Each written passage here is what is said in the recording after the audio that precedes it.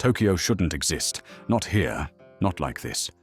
It rises where tectonic plates grind, where typhoons slam the coast, where fire and flood have erased it time and again.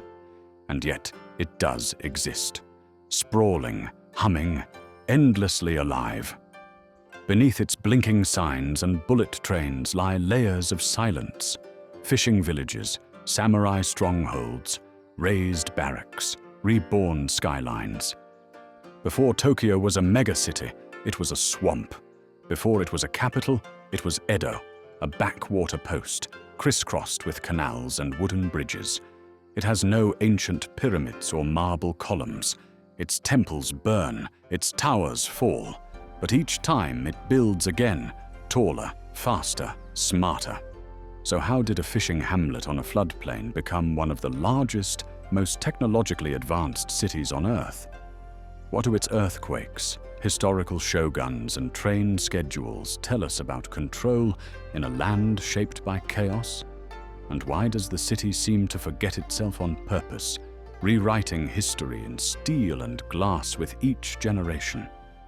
This is Tokyo, a place where impermanence is tradition, reinvention is survival, and the future always seems just one rebuild away.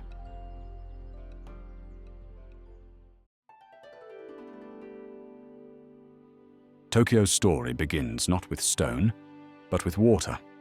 Long before towers pierced the skyline or trains cut beneath its streets, this land was a shifting estuary, where river met sea and land forgot how to stay still.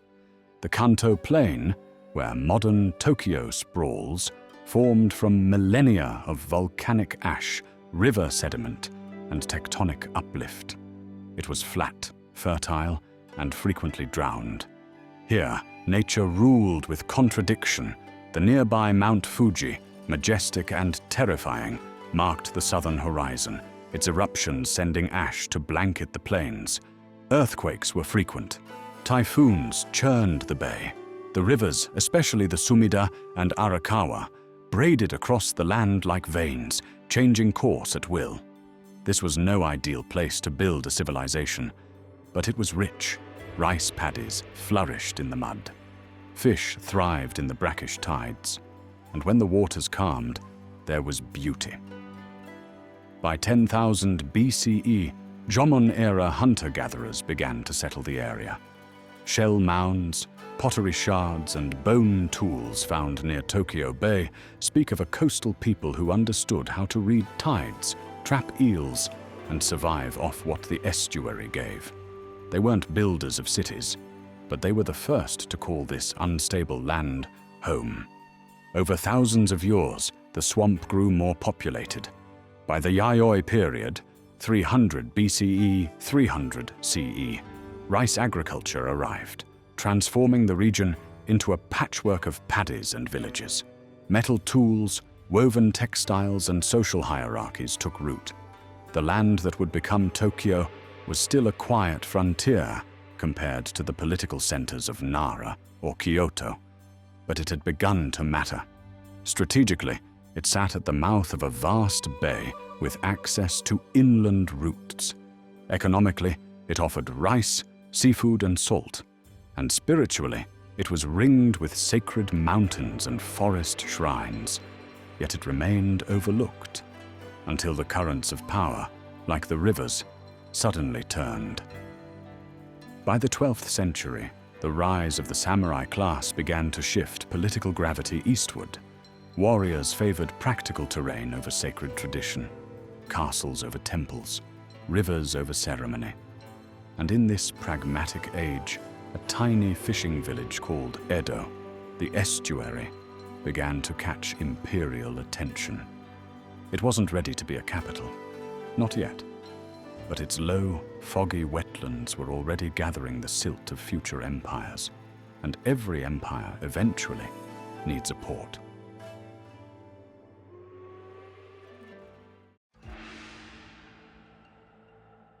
Edo was never supposed to be important.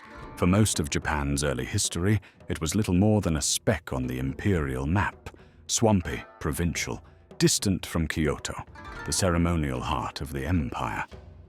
But in a nation shaped by swords and storms, obscurity can become opportunity.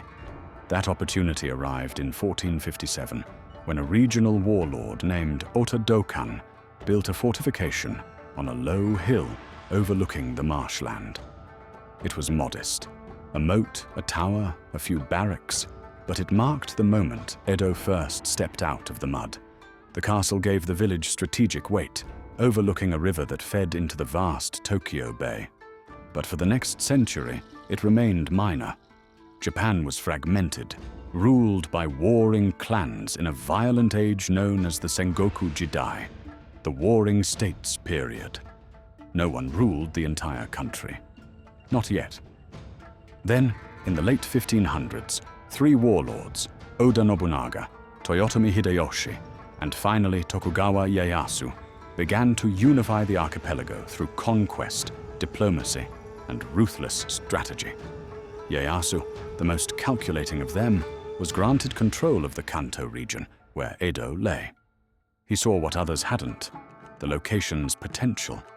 Flat land for expansion, river routes for trade, a harbor for ships, and perhaps most importantly, distance from Kyoto, far from court politics and rival factions.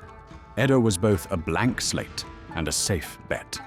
In 1603, Tokugawa Ieyasu declared himself shogun, establishing a new military government, the Tokugawa shogunate. He made Edo his seat of power. Kyoto retained its emperors and rituals, but real authority had shifted east. A swamp had become the shadow capital of Japan.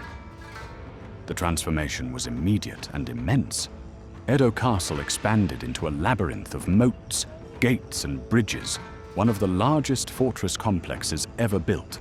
Canal systems drained the wetlands. Hills were shaved down. The Sumida River was tamed and redirected. Land was created where none had been, and with power came people. To enforce control over the feudal lords, daimyo, the shogunate implemented Sankin Kotai, a system requiring each lord to maintain a residence in Edo and spend alternating years there, along with their families, held essentially as hostages. This forced migration triggered one of the fastest urban booms in history. Samurai, merchants, servants, artisans, they all poured in. By the 1700s, Edo had become the largest city in the world, with over 1 million residents. A city of wooden bridges, lantern-lit canals, and rigid class divisions. Samurai patrolled the wide streets of the upper districts. Merchants packed into narrow alleys near the riverside. Fishermen hawked eels at dawn. Poets recited verses in tea-houses. Kabuki theaters roared with scandal and color. Yet it was a city built on paradox, heavily planned, yet constantly flooded, militarized, yet culturally explosive. Edo was strictly ordered, its neighborhoods dictated by social rank, its citizens monitored by neighborhood guilds, but its economy and art scene thrived on the unpredictable. And still, it burned. Fire was Edo's constant predator. Built almost entirely of wood and paper, the city was razed and rebuilt dozens of times. The people adapted. Firefighters, or haikushi, became local heroes. Homes were built to collapse safely. Markets reopened within days of disaster. Reinvention became routine. Through it all, the shogunate maintained its grip. Foreigners were banned. Christianity outlawed. The country sealed its borders for over 2 centuries. Edo became not just a city, but a world unto itself. Self-sufficient, inward-looking, intensely alive.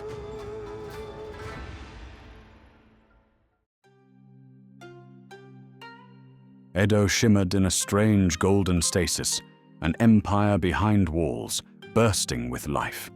It was a time of peace, but not quiet. The Tokugawa shogunate had sealed Japan off from the outside world, banning foreign trade, foreign ideas, and foreign faiths. And yet, within those self-imposed borders, Edo became a hive of invention, elegance, and everyday spectacle. For over 250 years, the country knew no major wars. This Pax Tokugawa, a peace enforced by samurai and policy, allowed something rare to flourish. A mass urban culture not born from conquest, but from craft.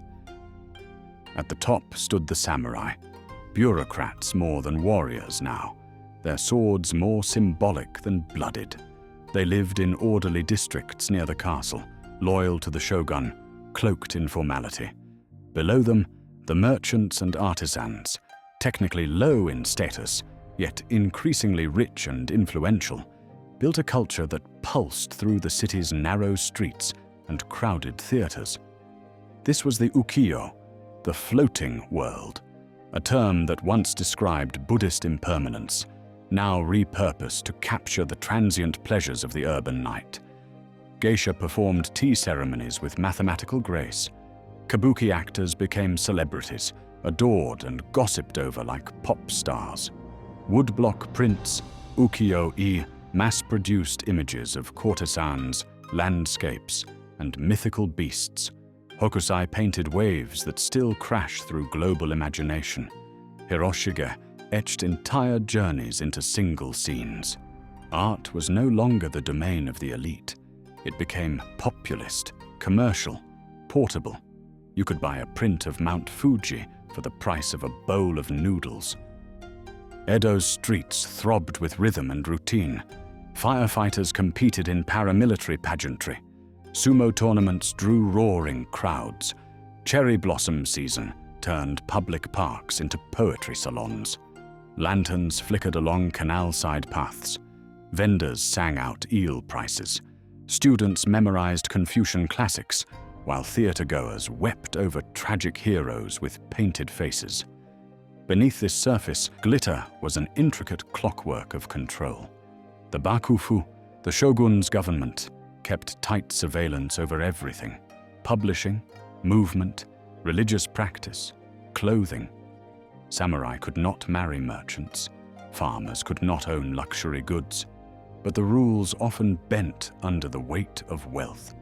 The merchant class, though officially low, financed the city's pleasures, subsidized its art, and slowly eroded old hierarchies with coin and charisma. Science, too, glimmered in this sealed world. Though contact with the West was limited to a Dutch trading post in Nagasaki, scholars hungry for knowledge devoured European medical texts, astronomical charts, and mechanical clocks. Rangaku, or Dutch learning, became an intellectual subculture, one that quietly undermined isolation by exposing Edo's thinkers to anatomy, chemistry, and navigation. Even infrastructure bore the stamp of ingenuity. Edo's canal system rivaled Venice. Night soil was collected and sold as fertilizer in the countryside, a closed-loop economy centuries ahead of its time. The city buzzed with markets, post stations, rice exchanges, and clock towers, all without electricity, all under constant threat of fire or flood. Yet it thrived. By the early 1800s, Edo was the largest city in the world. 1 million people lived in its wooden sprawl, 10 times the population of Kyoto, and more than Paris or London. It was a capital without an emperor, a fortress without war, a civilization turned inward and upward. But golden ages rarely last. By the mid-19th century, tremors of unrest began to ripple through the still surface. Famines struck the countryside. Inflation roiled the cities. The merchant class pushed against its limits. The samurai, once warriors, found themselves deep in debt and out of step with a changing world.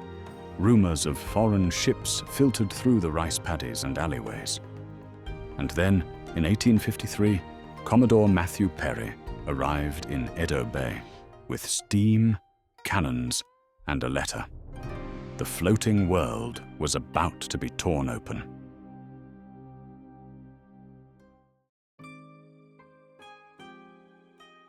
In 1853, Commodore Matthew Perry steamed into Edo Bay, his warships belching smoke the color of gunpowder, his cannons trained on a city of paper and wood. He came bearing a letter from the President of the United States, demanding trade, diplomacy, and an end to Japan's centuries-old isolation. A year later, he returned. This time, Edo opened. The Tokugawa shogunate, caught between pride and practicality, signed unequal treaties. Foreigners came ashore, ports were forced open, the sealed world cracked. Edo's tightly controlled society, so stable for 2.5 centuries, fractured almost overnight. Loyalist samurai denounced the shogunate as weak. Assassins prowled the streets, cutting down foreign diplomats and Japanese officials alike. Ronin, masterless swordsmen, turned to violence. Protests rippled from the provinces. The question was no longer whether change would come, but who would control it. In 1868, civil war ignited. Imperial forces, rallying under the teenage Emperor Meiji, marched on Edo. The shogunate's armies resisted, but the tide had turned. Edo Castle, once the largest fortress in the world, was surrendered without a battle. The Tokugawa shogunate, after 265 years, was dissolved. The emperor, a figurehead for centuries, reclaimed symbolic power. Edo was renamed. Tokyo, the eastern capital, was born. The Meiji Restoration wasn't just a political shift. It was an identity transplant. Japan raced to modernize, westernize, and industrialize, compressing the changes of centuries into mere decades. Samurai were stripped of their privileges and their swords. Western architecture replaced woodblock prints. Gas lamps lit streets that once flickered with lanterns. The city's skyline began to grow, outward, then upward. In 1923, Tokyo was struck by the Great Kanto earthquake. In less than 4 minutes, the city crumbled. Over 100,000 people died as buildings collapsed and firestorms consumed entire wards. The quake shattered not just stone, but psyche. What hadn't already been cleared by modernization was leveled by nature. Tokyo rebuilt again, but now in concrete and steel. Then came war. In the 1930s, Japan's imperial ambitions grew, and Tokyo became both command center and symbol. The city fueled war industries for Axis powers, sent troops to China, then across the Pacific, where atrocities committed are heavily documented. The government fed propaganda through radios and newspapers, while nationalism reared its head. Censorship returned. Now, the city braced for impact. On the night of March 9th to 10th, American B-29s rained incendiaries on Tokyo. The bombs ignited the tightly packed wooden neighborhoods. Winds whipped flames into firestorms hot enough to melt flesh and bend steel. Thousands died. Rivers boiled. Streets vanished. Survivors fled through canals and mud, while the imperial city became a cemetery of cinders. Tokyo had fallen harder than ever before, and yet, even then, it would return. In the rubble, the blueprint of rebirth was already taking shape. Food stalls opened days after the bombing. Makeshift schools taught among ruins. Children played beside unexploded ordnance. The people of Tokyo, hardened by centuries of fire, flood, and political upheaval, knew the city could rise again. They had done it before.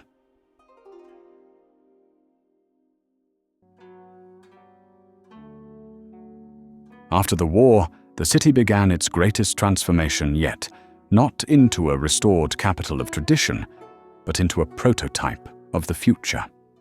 In 1945, the city lay in ruins. Millions were homeless. Infrastructure was gutted. The emperor remained, but his divinity was publicly renounced.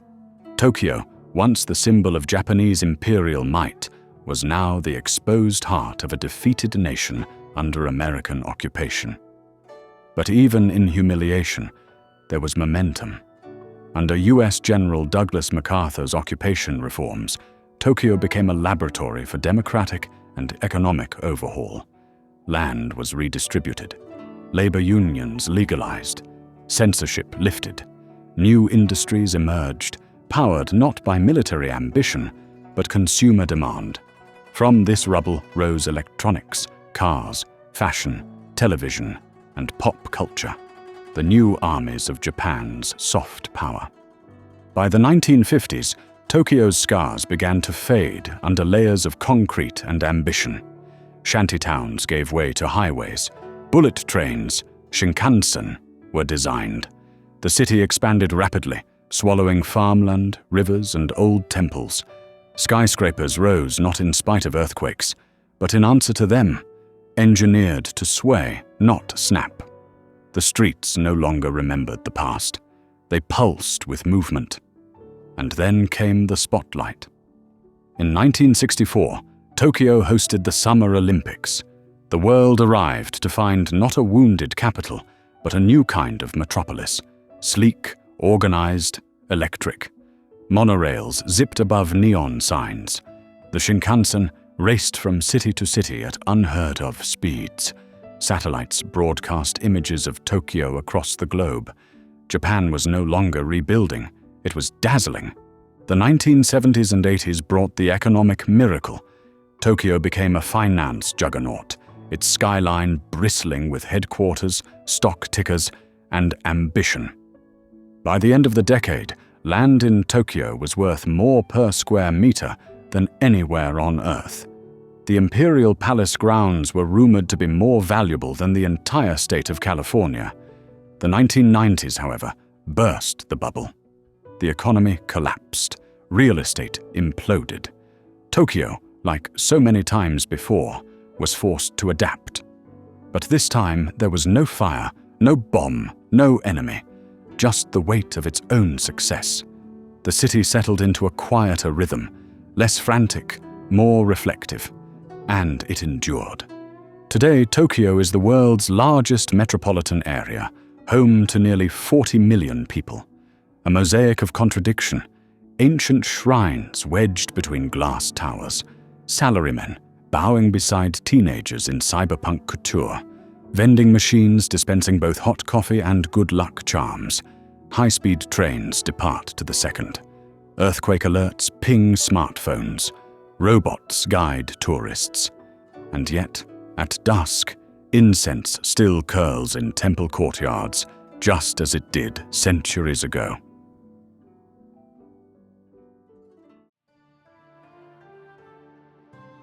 In the 21st century, Tokyo holds a pattern of movement so dense, so precisely managed, that it can feel less like a metropolis and more like a living machine.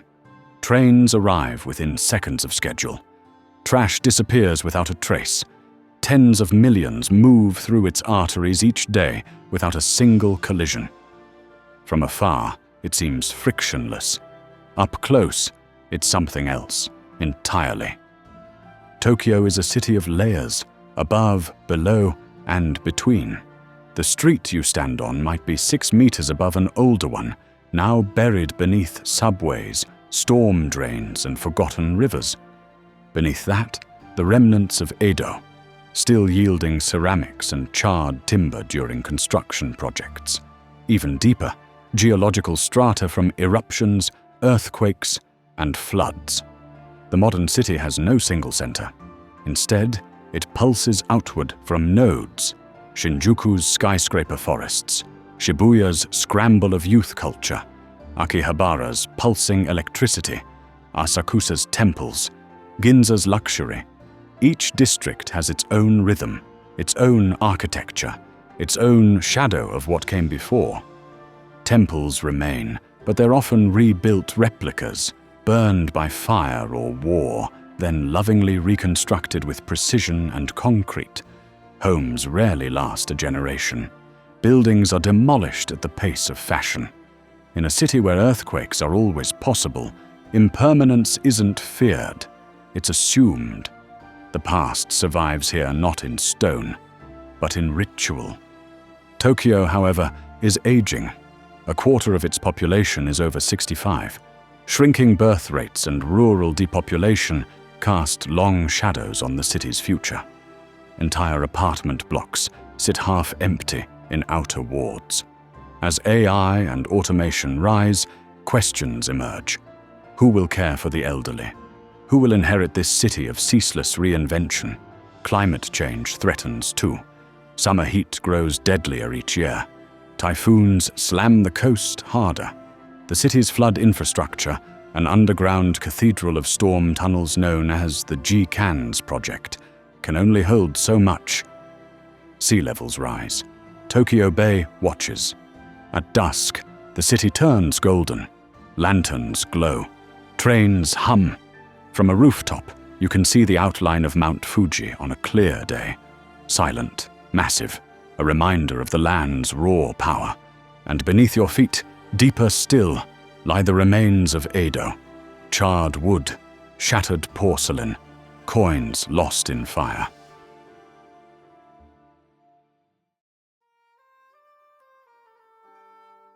Tokyo's future is not secure. It never was. No city built on a seismic fault line, beside a rising sea, with a shrinking population and a collapsing birth rate, can afford to coast. And Tokyo, for all its efficiency, knows this. The ground itself reminds it regularly. Earthquakes are inevitable. Scientists estimate a 70% chance of a major quake hitting Tokyo within the next 3 decades. Entire skyscrapers are engineered to sway like bamboo. Every household is expected to store food, water, flashlights. The next disaster isn't if, but when. Yet Tokyo doesn't wait for rescue. It prepares. Beneath the city lies one of the largest flood protection systems in the world. Its disaster drills are routine, its citizens trained.